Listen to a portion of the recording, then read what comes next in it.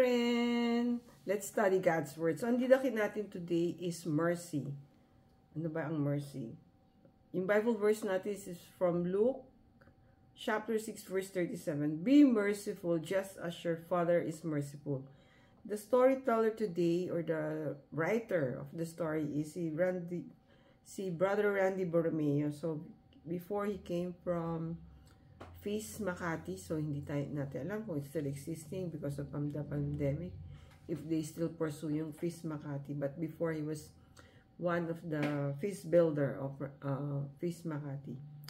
So sabi ni Brother Randy, since it's the Holy Week, siguro mga 3 weeks ago nag-start yung Holy Week with the celebration of Ash Wednesday. So sabi niya, it's a significant time to think about Jesus' last day before he died on the cross and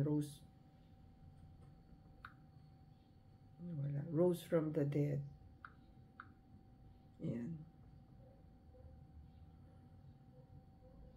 So he talks about forgiveness.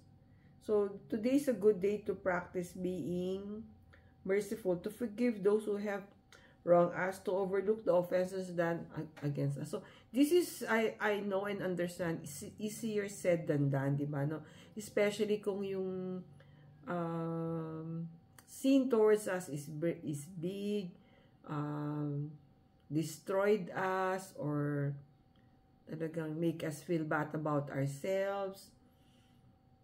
But sabi niya, unforgiveness is like taking poison expecting the other person to die. So, ikaw yung nag-take ng poison pero gusto mo yung other person ang to die. So, kasi no, when we have hurtful feelings, or yung iba nga ang tawag is resentment, akala mo, na-hurt mo yung ibang tao na kinakamuhian mo. But, just try to study, sino ba yung nagagalit, sino ba yung parang feel na depressed. Ikaw, hindi naman yung other person. For all you know, hindi niya alam, naggalit ka sa kanya. Kasi nga, you're just keeping it yourself. But, sabi nga, no, yung unforgiveness is more, what's the effect on you? Are you being able to sleep? Are you able to do your work? Baka hindi. So, ibig sabihin, you are more affected than dun sa person who's the source of your unforgiveness. So when we forgive, we let God change our hearts and let Him handle justice. So, justice is with the Lord, hindi sa atin. Kasi kung sa atin ngayon, we are affected, we may be not able to do our job or to execute our responsibility because of this resentment feeling. So, sabi nga ni Brother Randy, God is bigger than our hurts. When you bring your hurt to Him, it is easier to forgive.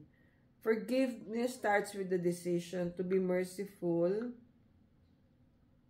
God will take care of the rest. You can trust Him to make things right. So, friends, surrendering to God yung mga things that feeling natin aggravated us or hinarm tayo is more a positive effect on us rather than sa target person natin na who hurt us.